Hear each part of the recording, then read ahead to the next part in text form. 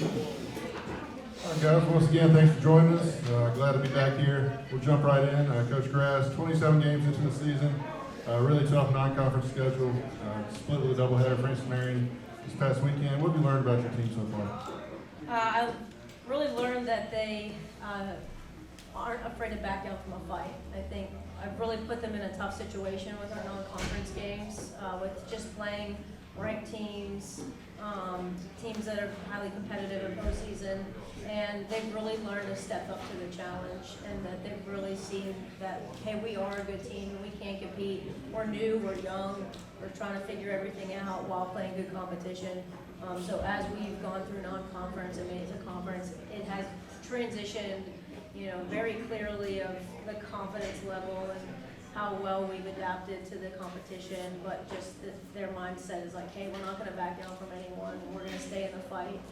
Just like Friday night, going 10 innings again with Francis Marion. We just fight, and it's good to see that they won't give up the competition. Same question for you, Chloe. Just from a player's perspective, what have you seen and learned, and just overall thoughts on the season so far? Just our willingness to go the extra mile in tough situations, finding a way to pull through, or finding a way to go the extra innings and enduring through. And Coach O'Neill, 17-5 on the year, 3 conference series done. What have you learned so far about your squad? What I've learned about our squad is that we got a resilient group of kids. They work really hard every single day. They have a desire to want to be the best version of themselves every single day. They know that it's not easy to win baseball games. They understand, how precious it is to win a game and what it feels like to lose a game. And I couldn't be more proud of their attitude and their effort that they bring every single day. And it's because of guys like Chase sitting beside me that are taking on a major senior leadership role. And it's really, as a coach, it's a really special time when you see young men put that kind of effort into their group. And, it's good to see, and it'll only keep building, and it'll get us to where we want to be at the end of the year. And same thing for you, Chase. What have you seen just from a player's view? What have you learned so far this season? I think we got an unbelievable group of guys. We got a really solid team, and we got a lot of guys that bought in for the same reason. So I don't think we've even played to our ability yet, and I think it's coming. So we just got to keep going. I'll stay with EPO. 4 years as an assistant, stops at Montreat and VCU before taking over at Shenandoah in '96. Then came here for the 2001 season. 2-part question for you. What changed for you as a coach, making the jump from assistant to head coach? And then how have you changed and grown since that first year at Shenandoah as a head coach? Well, I think obviously, when I was an assistant coach and then became a head coach at a young age, that was a learning experience for me. There was, you kind of got thrown in the fire, and you learned as you went with it. It was a great learning experience for me, and I tried to learn every single day from the mistakes that I've made, along my journey. Things that have changed, for me, it's, when I first started, I didn't really have assistant coaches, so I had to learn to let the assistant coaches work and give them responsibilities and be okay with what they're doing and understand that maybe it's not the way that I want to do something, but at the end of the day, they got it done and they did it correctly, and letting them grow and letting them have decisions and make decisions as far as coaching goes, and try to mentor them along the way to get where they want to be. So that's the biggest thing. Hey, Coach Grass, Coach Drew got started as an assistant at Mayville State before coming here in the fall of 2017. 5 seasons as an assistant before making the jump to head coach last year. So what's changed for you since the last year, making that jump from assistant to head coach? And I know you haven't had nearly as much time as Coach O'Neill, but how have you evolved since last season? You get a little more comfortable, I would say, but every day is a new experience. You're in charge of a lot more. Everything that you do falls back on you, every decision. So you take time to try to make the right decision, and you can't overthink it, which I'm learning. But I would say the transition has been, it's been nice to go from an assistant here to the head coaching position because I had a lot of support in that move as well, which is huge. So just getting the head coaching title and having to make the schedule and having to make all of those calls have been the hardest adjustment, but I've just kind of learned to lean on my support system. My coaching staff has been great with helping me with things I forget and things I'm not good at. So that's just been the big learning curve for me now, and just to continue to trust in the process that we're doing. Yeah, just it's still new, it's still learning, but I'm just thankful that I was able to transition to in a university that I'm very familiar with, and continue to grow and learn from what I kind of obtained as an assistant, and kind of figured out what I liked, what I didn't, making it my own. I'll go to you, Chase. What was the recruiting process like for you? What was it about this place that ultimately led you to being a Brave? Well, I mean, I wasn't a guy that coaches called for recruiting. I wasn't a guy. I had to go find my opportunities. So I went to a lot of camps. I went to probably a camp at least 5 times a year for my junior year, my senior year, and when I came here, it's right down the road, and Coach O'Neill asked me my name as I was stepping in the box, and I did well, and he asked me if I wanted to be Brave. I said yeah. Then to Chloe, a little bit different process for you. Spent a year at North Carolina A&T before transferring back home. What was it that led you back here to be a Brave? I think it was just the environment here, just being my hometown. I know it like the back of my hand. I know the university very well, and also the opportunity to play ball with girls that I've known for a long time. Just a chance to make new relationships and new opportunities at home playing in my community for my community. So. And Coach, you touched on it a little bit earlier, what does Chase mean to you in this program? Well, Chase has meant, tremendous amount to me in our program. He's a 5th-year guy for us.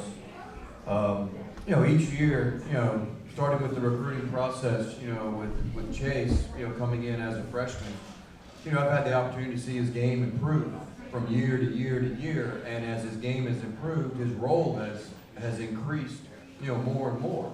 And, now he's the last guy that we give the ball to, on our team. He's the one that we want to be out there, when it's win or lose time for us. And so it's huge what he means to our program. He's put into a situation that if he does well, then we're going to win. If he doesn't do well, then we're going to lose. And he understands that. I mean, that's the reality of it. When you're the last guy that goes and we give you the ball. And he's embraced it. He's experienced it some last year, but now this year he's really getting it, for the first time, and he's handling it like a man, and he's doing a great job. The same question for you, Coach. What's Chloe meant to you in this program so far? I think Chloe's just been an essential piece to the puzzle for this Brave softball program. I mean, she embodies what it means to be a Brave. I think she's obviously first year in the program, so I see a very bright future with her. And she's got really just the work ethic. She's one of those silent leaders. She doesn't know it yet, but she's going to be the one that leads by example. And when she does have something to say, a lot of people will listen because she won't talk very much. But she does have a very bright personality, as I've gotten to know her through the season. But she works hard. She's gotten better from the fall to now, and she's continuing to find her groove right now. Conference Carolina's player of the week last week. Braves player of the week. She's really finding her own. In the lineup, behind the plate, her voice has been growing and growing. She's getting more confident, and so, like I said, she just embodies what it is to be a Braves and what our softball program will look like in the future as well. Just the work ethic and just willing to put your head down and go to work and lead by example. I'll stay with you, Coach. I want to go back in time before your coaching career. Can you tell us a little bit about your sports background and what got you into the sport? Well, I actually started off playing soccer, so I just didn't think I'd be any good at softball. So I played soccer all through high school, and then picked up softball late, in terms of today, and in 9th grade, and really started hitting from the left side thanks to my high school softball coach and my dad. And really took off from there with softball. My older sister played softball, so it kind of went in naturally. So took that route, and when it got time to make a decision for college, I went the softball route and didn't look back, and it's gotten me here. So, that's just kind of how I got into it, got started with it, and really just, again, went to work. I had things to catch up on, things to learn. Because like I said, I was just playing soccer, kicking the ball around, and then didn't realize I was going to go play softball and then coach softball for my career. So that's kind of how I got started. And then going back to those days, what's changed about softball from the time you grew up playing into today?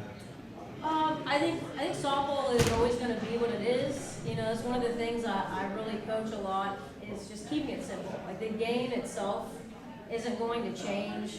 We'll change some rules here. We'll change different things here and there. I definitely think the equipment's gotten fancier and more expensive. But when it comes to the game, I just think it is always going to stay what it is. It's just what we make it.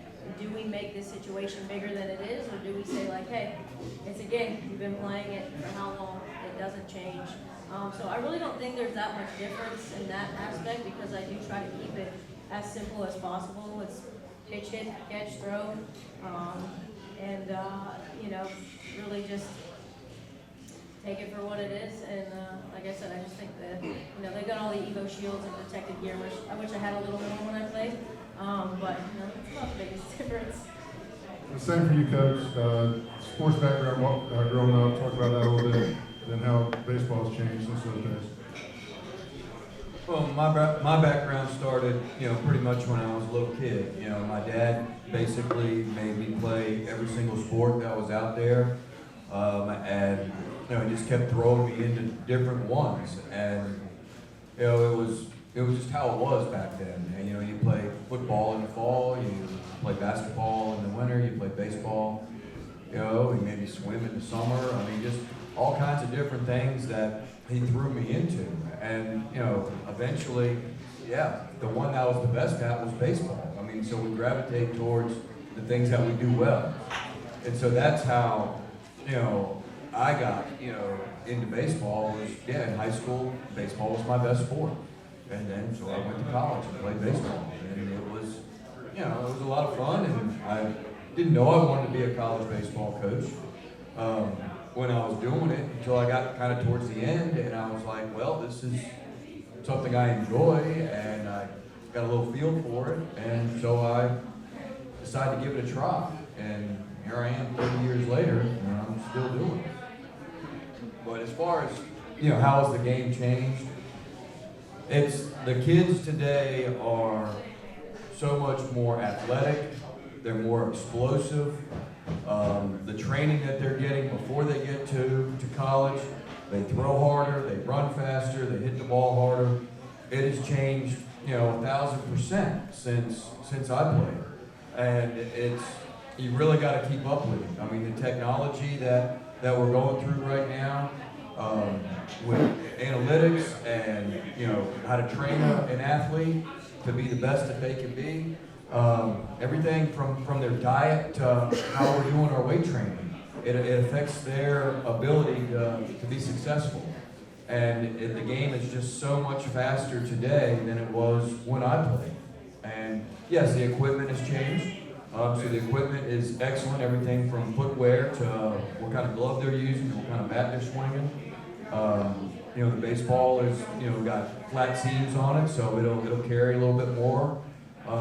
But it's, the game's going to always, like Stephanie said, the game is the game. The fundamentals of the game will always stay as the fundamentals of the game. It's just being able to adapt to the speed of the game. And that's where it's changed for me. And for our players, I'll start with you, Chloe. Your sports background growing up, was it always all softball for you?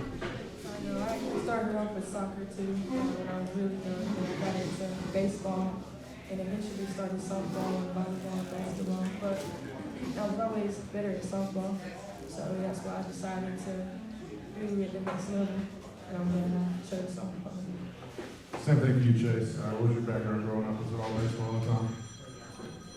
My background was similar to Coach O'Neill's, what he said. My parents kind of forced me to play football, basketball, baseball, I was doing something in the summer. I was always active as a kid, but as you get older, I mean, you start to know what you want to do, know what you're good at. Like you said, I tried wrestling in high school. That wasn't for me, so I just stuck out with baseball. I'll go to you, Coach. I mentioned you came here in 2001, 2005, started 11-year streak, 30-plus wins, highlighted by a Peach Belt Conference Tournament Championship in 2011. Regional burst in 5 of the last 6 full years. So another two-part question. What was the feeling like during that 2011 run? Maybe biased, but I think that was the best season. And then what's been the formula for that success over this last decade plus? All right. In the 2011 season, obviously was extremely special. What made that group so special was they weren't the most talented team that we've ever had here at UNC Pembroke. But to this point, they were the best team we ever had at UNC Pembroke. Those guys, you were on that team, and it was a very tight-knit group, and everybody kind of bought into what their role was. They accepted it and really pulled for one another for the success of each other. It wasn't, hey, I should be the starting shortstop, or I should be throwing on Friday night. It was, this is my role, I'm accepted to it, and that group really went out there and performed on the field and supported one another when there was positives and negatives, and that's what made that group, so special. Now follow up with you, Chase. What qualities is it from coach and his staff that allow you guys to be so successful year in and year out? I mean, we're held to an extremely high standard every single day.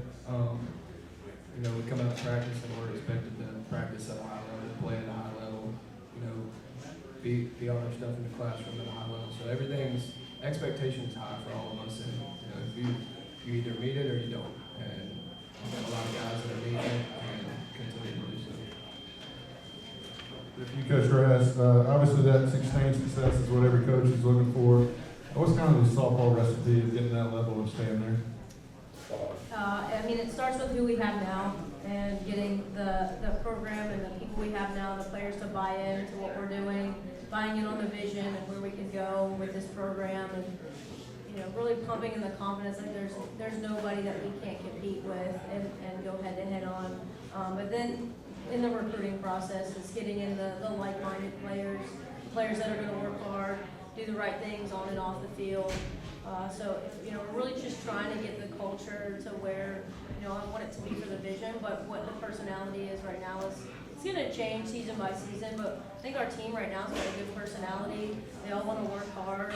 They all get after each other, which you appreciate, because it's nice not to be always having to say something every day at practice of, hey, do this, hey, do this. They have internal accountability, which I appreciate. As a head coach, it's nice that they're going to hold each other to the standard as well, as opposed to just reiterating it every day. Now, there are some times that you have to, kind of just say hey, this is where we want to go. This is what we can do.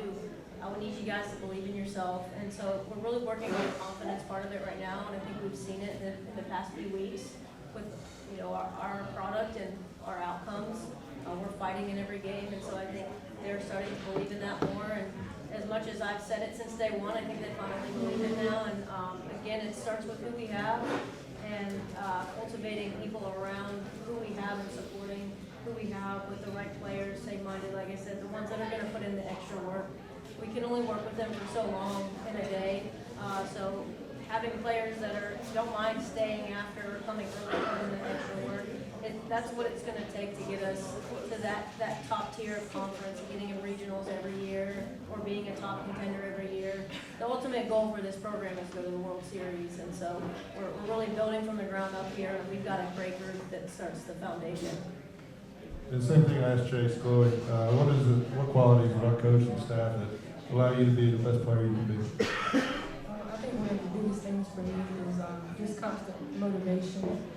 Coming out of a doubleheader, first game, we're all tired, but having positive coaches who are motivating us to just come out and stay on top the whole game, it really pushes us forward and helps us grow as a team.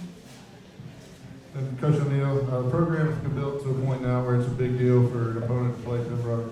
How do you deal with that, and what's the message to the guys as far as knowing that teams have you circled on the schedule? Well, we've had a lot of success, so people, we've beaten a lot of people throughout the years, and yeah, it is a big game when they come to play us. It's something that we talk to our team about on a regular basis, that, you're gonna get somebody's best shot when they come in here.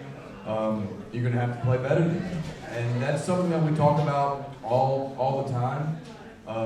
We're predominantly a top 25 team, so we try to play a top 25 type schedule. And we try to relay the message to the kids that if we play to our ability level, then we're gonna win. If we don't play to our ability level, then we're gonna lose. And it's that simple of how we present it, to the players. And they understand that, they embrace it. It's another baseball game for them. Sometimes the message is, hey, you've got to play against the game, and it's the game you're playing against. You have to challenge yourself to be locked in order to be fundamentally sound, from the beginning of the game to the end of the game.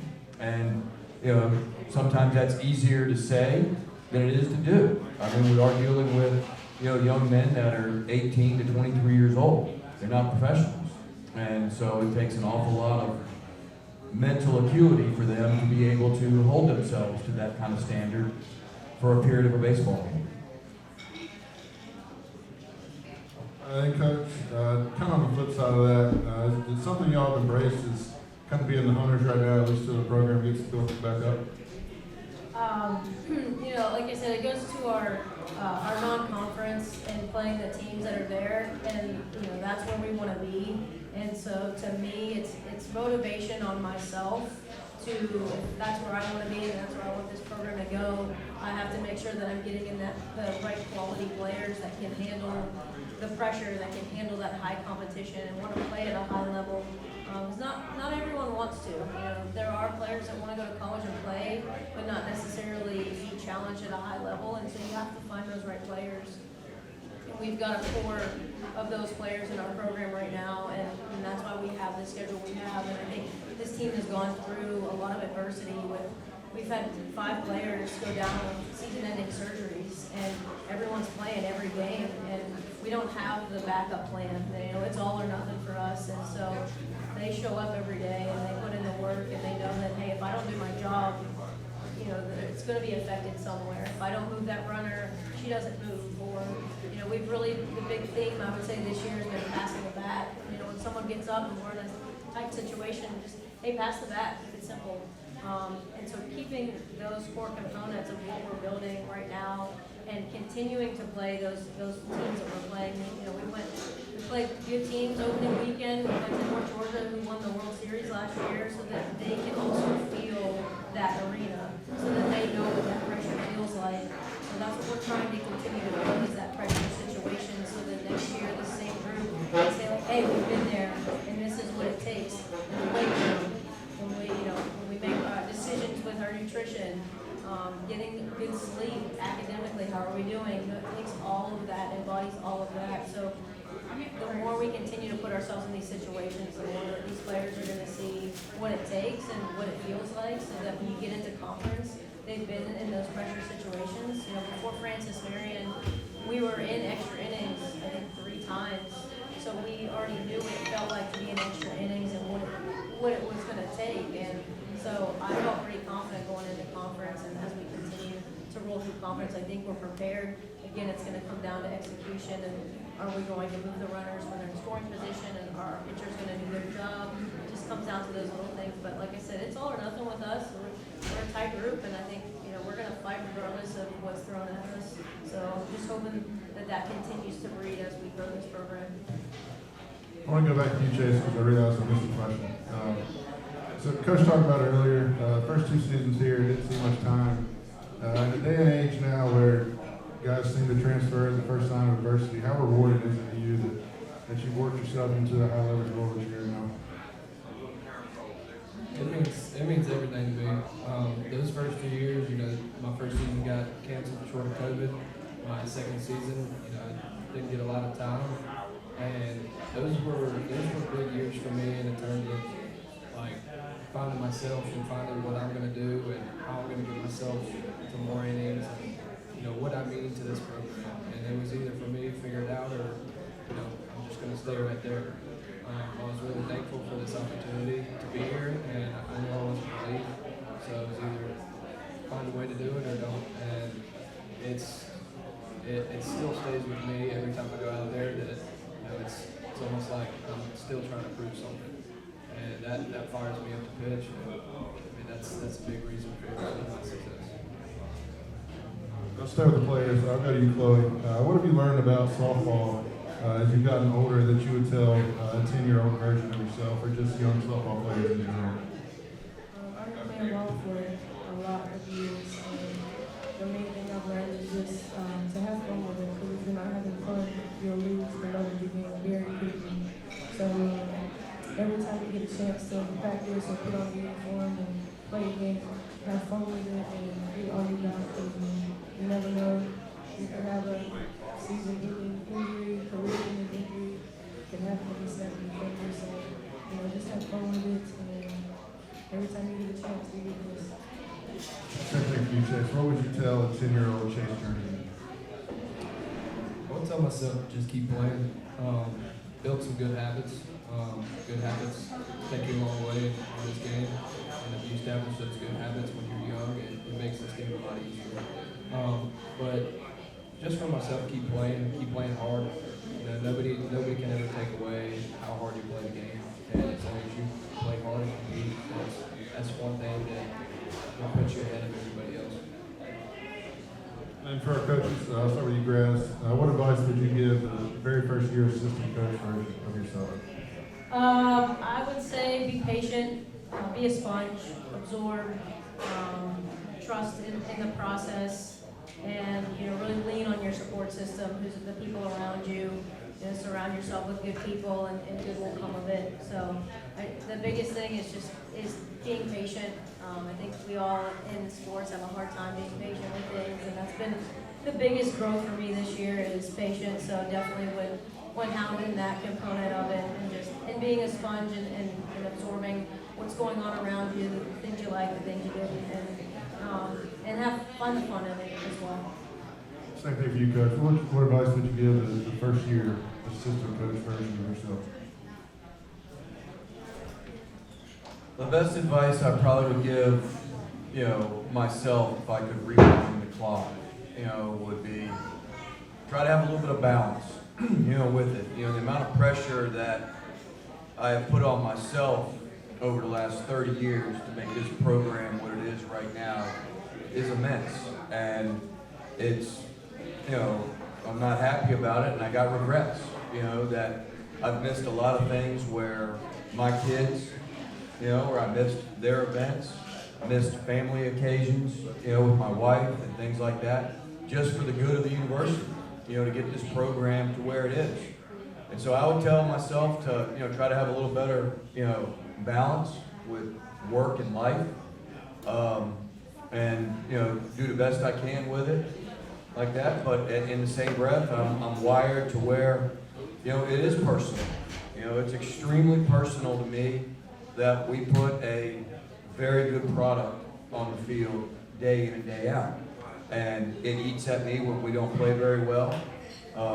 It eats at the coaching staff. And it's a tough pill for me to swallow until we get to play again.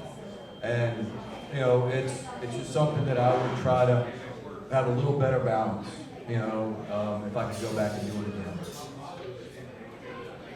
Are there any fan questions out there for any of our panelists? See some assistant coaches out there.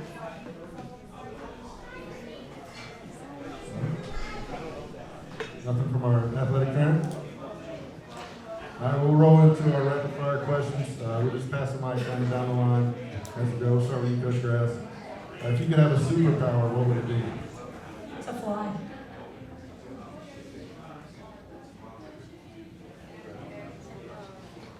I like telekinesis. Teleportation. I want to be invisible. Sit it back down, Coach. Does pineapple belong on a pizza? Yes. Absolutely not. It's a big Big hard no. Favorite subject in school growing up? Gym. Science. Probably science or gym. Physics. Are you a cannonball into the pool or a dip a toe in first?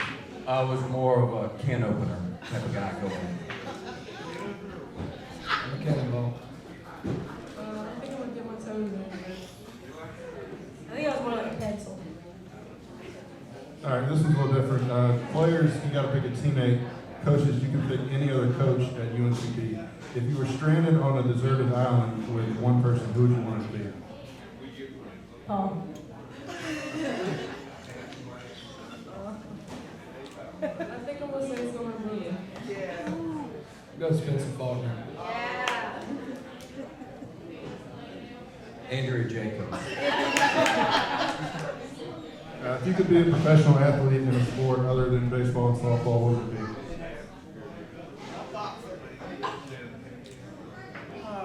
Yeah, I'd be an ultimate fighter. Say professional golfer. WNBA. Soccer. Best meal that you can cook?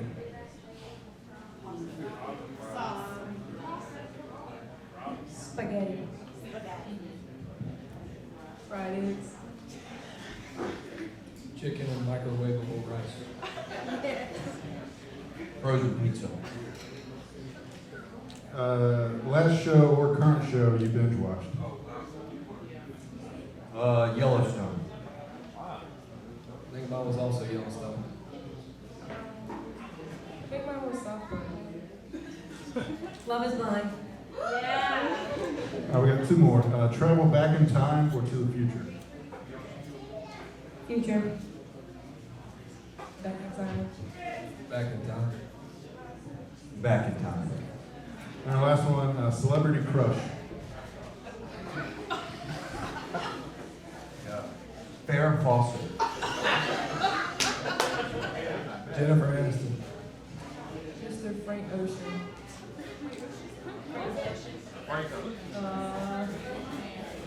I don't really have one. Last chance, any fan questions out there?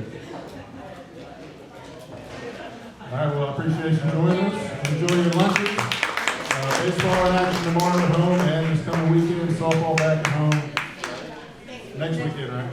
Next weekend for alumni weekend. Once again, thanks for joining us. Go Braves.